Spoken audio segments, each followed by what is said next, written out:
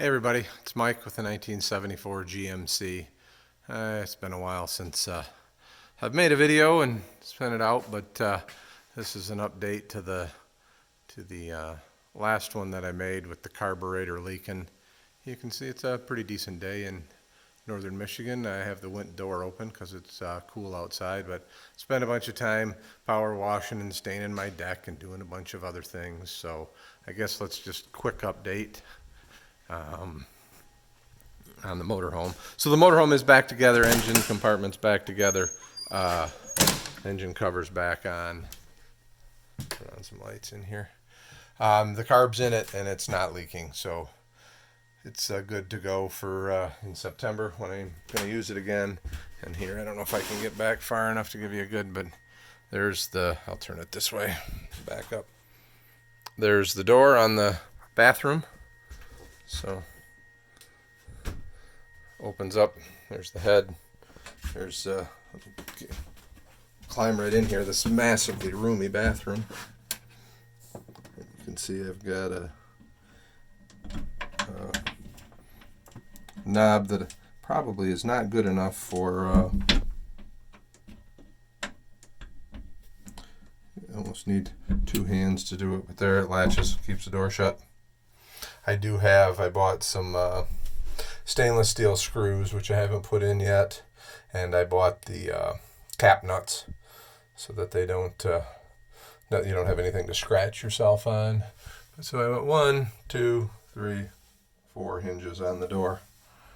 So this, the only thing about this is I've had a very difficult time trying to find a doorknob that would work in a thin door like this. But you can see I've drilled a hole.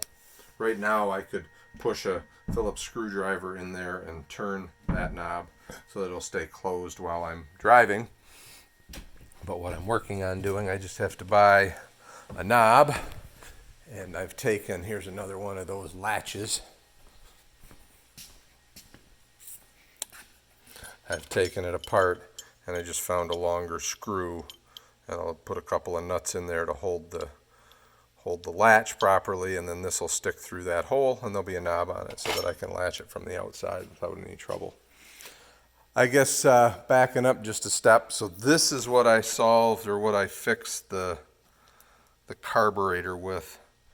It's a Dowdy sealing washer for a 3/4 inch BSP port, which is I think for hydraulics stuff.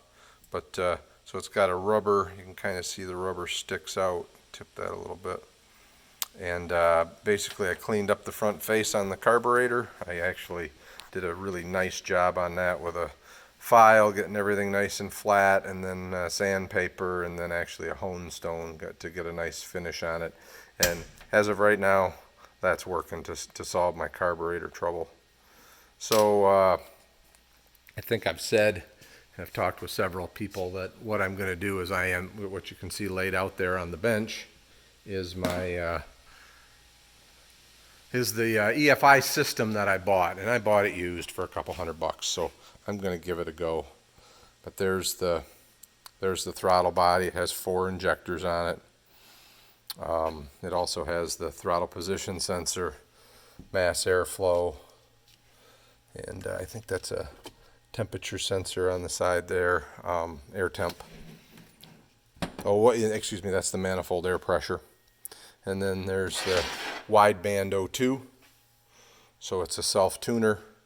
I had to buy this, which is to take the tach signal and make it suitable for a crank sensor like signal for this system. There's the plate to adapt it to the existing manifold. However, I am looking at replacing the intake with an aluminum manifold, and maybe can eliminate that. I'm just trying to find something that's low rise enough so that I won't have any issues with the hatch, because I don't want to step up in the hatch. There's the regulator that came with it. There's a new fuel pressure gauge I bought. They had a electronic, whoever did it before had an electronic one, and so have that. There's the coolant temperature sensor, and I've gone through and labeled all the stuff, so that's where that tach will hook up.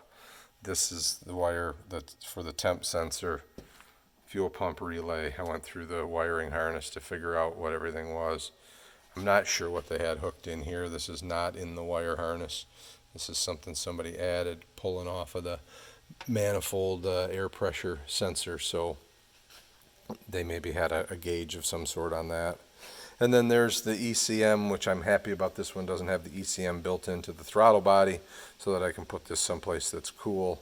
And then it has this handheld, and I'll just, oh, here, I guess I'll show you this. This is the, I think this comes off of a Jeep, but it's what I'm going to use to snorkel over to an air cleaner. And then, oh yeah, Jim Bounds talks about this Phi-Tech fuel system, and they're about, you know, $450. I didn't really want to spend that, so I started looking for an alternative. And what this really is just a reservoir can. It's going to do exactly the same thing. It came with this pump, and I'll probably run it initially, but it takes an 044 pump, and Bosch makes them. All kinds of people make them, so I can get a different one if this one, like I said, this one was pretty cheap, so not certain that is. But so what I'll have is just a regular electric fuel pump, inline electric fuel pump that will run continuously, and it'll feed fuel into this tank through one of these. And then the return line will come to another one of these, and then the last one will be a return to the tank. So, and at the moment, I'm kind of thinking, you know, I'm looking at mounting this this tank somewhere, driver's side, maybe behind the, you know, right in behind the inner fender well, and I might do my return right to the gas filler neck, or not, you know, not to the neck obviously, but to that filler tube that's returning there. So that may be my where I dump my return, as opposed to, you know, I could try to dump it into the vent line, but then you're kind of using the vent line when the vent line needs to be moving air, and so and I suppose you could use that line that attaches to the for the generator, but I kind of have that set up to be able to pump, you know, as my little fuel pump, to be able to fill a small generator right out of my tank, so I don't have to carry a gas can. So right now I'm leaning toward dumping this right into the fuel fill line. But here, let me just show you this. I wanted to test this because I bought it, you know, not hooked up on anything, didn't really know if it worked. So this is the ignition wire. I'm just gonna hook it up to the positive. Oops, don't really want to do that. But you can hear the relays clicking, and when I first turned it on, all 4 injectors fired. So you can see that's all, you know, so it's functional. It's looks like it's going to go, you know, you can go look at live data. Coolant temperature 73 degrees, that's about what it is in here. I would put my hand on it and kind of warm it up a little bit, and it'd go 74 or something like that. So it's yep, there it is, 74. So it looks to me like it's pretty functional. So we'll see. And I know a lot of people have been concerned about some of these other EFI systems. You know, everybody wants to use the Howell system that uses all original GM components just because you can, you know, get parts pretty easy. In today's world with the internet and Amazon and whatever else, you can have parts, you know, anywhere in the country in a day or so. So I'm not too worried about that. But so this is what I'm looking at doing. I am going to shut this back off because that is a heated O2 sensor, and I don't want it to just sit there and get hot. But just so you know, just so you could see that it works. But that's my plan anyway. I